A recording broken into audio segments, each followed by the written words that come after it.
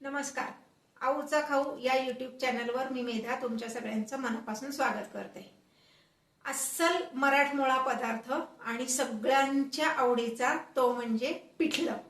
आपण बेसन पिठाचं पिठलं करतो, कुळथाच्या पिठाचं पिठलं करतो, पण आज मी तुम्हाला पिठल्याचा एक वेगळा प्रकार दाखवणार आहे. वाटल्या डाळीचं पिठलं, खास आऊची रेसिपी वाटल्या डाळीचं पिठलं. चला तर रेसिपी दाखवते. हे पहा, आता रेसिपीला सुरुवात करूया. त्यापूर्वी पूर्वतयारी म्हणून एक वाटण आपण तयार करणार आहोत. त्यासाठी एक मोठा म्हणजे 1 टेबलस्पून एवढं मी खोबरं घेतलंय, सुकं खोबरं, आणि 3 मिरच्या. हे पिठलं जरा तिखटच करायचं असतं. आणि 1 टेबलस्पून एवढे जिरे पण ह्यात भरपूर घालायचे. आता हे मी मिक्सरला भरड करून घेते. हे पहा, आता वाटल्या डाळीचं पिठलं करण्यासाठी मी काय केलंय, पाव वाटी हरभऱ्याची डाळ स्वच्छ धुवून 3 तास भिजत घातली. ती अशी छान फुलून पाव वाटीची साधारण पाऊण वाटी वगैरे झालेले. आता हे मी मिक्सरच्या भांड्यात घेणार आहे आणि वाटून घेणार आहे. ही मात्र अगदी स्मूथ नाही, पण अगदी भरड नाही, थोडीशी जाडसर अशी ह्याची पेस्ट करायची. थोडंसं पाणी घालून जरी केलं, हेच पाणी वापरलं तरी चालणार आहे. हेच पाणी मी थोडंसं ह्यात घालते आणि हे पेस्ट करून घेते. हे पहा, आता मी गॅसवर कढई ठेवलेली आहे. मीडियम गॅस ठेवायचा आहे आणि कढई तापवून घ्यायची. हे पिठलं करण्यासाठी शक्यतो लोखंडी कढई वापरा. नसेलच तुमच्याकडे लोखंडी कढई तर हिंदालियमची किंवा स्टीलची कढई वापरली तरी चालेल. पण पिठलं हे लोखंडी कढईतलंच खूप छान आणि टेस्टी होतं, म्हणून शक्यतो लोखंडी कढई वापरा. आता मी हे जे प्रमाण तुम्हाला सांगणार आहे, हे साधारण 4 माणसांना पुरेल एवढं पिठलं ह्यात तयार होईल. पिठलं म्हणलं की थोडंसं तेल पण सढळ हाताने घालावं, म्हणजे पिठल्याला टेस्ट छान येते. साधारण 3 टेबलस्पून एवढं मी तेल घेतलेलं आहे. तेल तापल्यानंतर आपण ह्यात मोहरी घालणार आहोत. हे पहा, आता तेल तापलेलं आहे. ह्यामध्ये हे मोहरी घालणार आहोत, कढीपत्ता घालणार आहोत.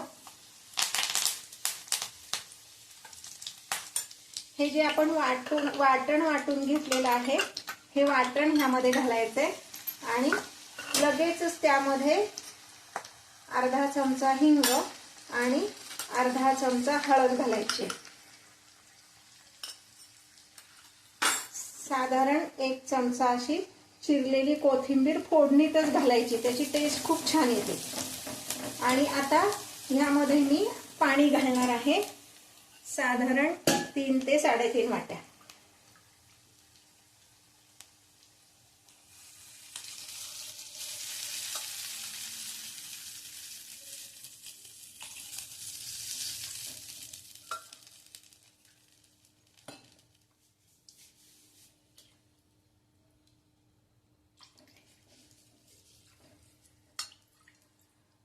साधारण 3.5 वाट्या एवढं मी पाणी घातलेलं आहे.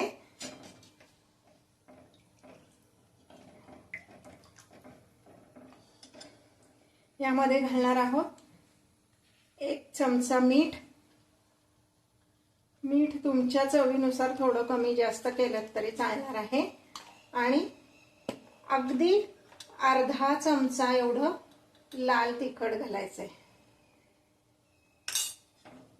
हे पण तिखटाचं प्रमाण पण तुमच्या चवीनुसार कमी जास्त केलं तरी चालणार आहे.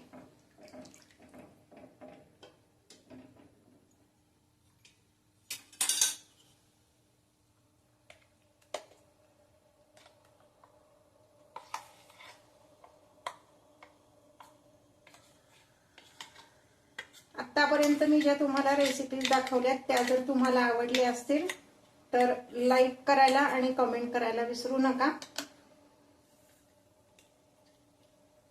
अजून सबस्क्राईब केलं नसेल तर नक्की सबस्क्राईब करा आणि बेल आयकॉन दाबायला विसरू नका, जेणेकरून माझ्या नवीन रेसिपीज तुमच्यापर्यंत येतील. आता हे जे आपण डाळ आपण मिक्सरमधनं काढली होती की नाही भरड, ते आपण ह्यात घालायचंय. पाणी उकळायच्या आधीच घालायचंय. पाणी उकळल्यावर घातलं तर कदाचित त्या गाठी होऊ शकतात. आणि नंतर सतत हलवत असं हे शिजवायचं आहे.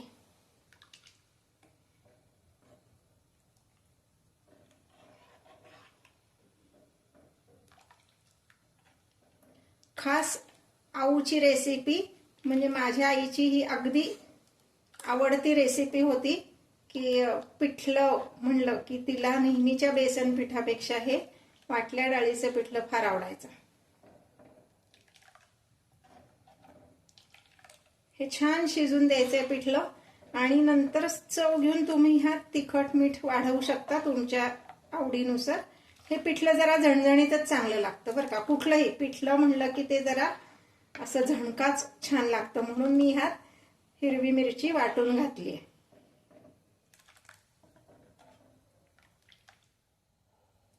हे पहा, आता हे व्यवस्थित शिजलेलं आहे. ह्याला छान उकळी आलेली आहे. नीट जर बघितलं तुम्ही तर ह्याला छान उकळी आली आणि हे शिजलंय.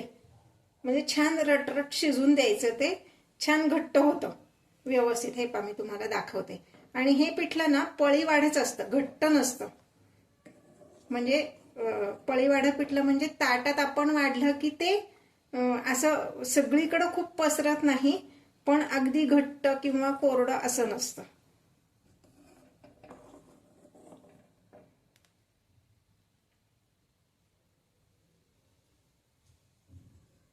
असं छान रटरट शिजलं की गॅस बंद करायचा आणि सर्व करायचं.